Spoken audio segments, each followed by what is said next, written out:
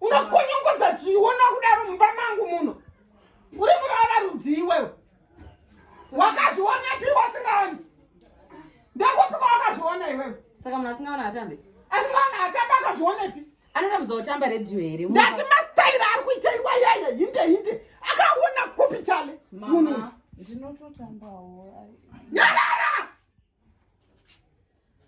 Mary, don't worry. Get out. Don't mind him. Don't mind him. Imba tuone, imba uchitamba. Imba. Mama matindisayimbe wani. Imba Mary varadzo tinogona kuva nekutamba. But makundi confuse mama. Ndati imba tinzwe iwe une muromo wako. In the morning, yeah. Humba, sakula, humba. Shall I tell you? Saka wakambopinda mumabhawa kai.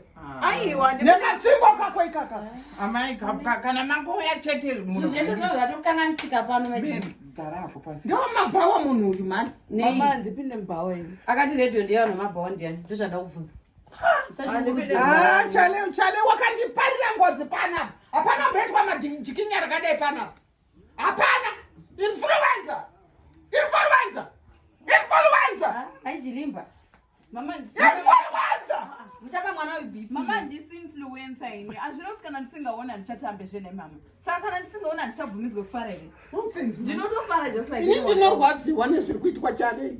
Ndiri kurwadziwa nezviri kuitwa chale nemukadzi. Mama chale apa ndiyanga achitondifurira kutamba kwacho ndini kunditi. Senona wewe. Hawaziya majini. Taitika. Baby. Amai wangu ndowaziya. Aiwa don't take it. Aiwa don't worry.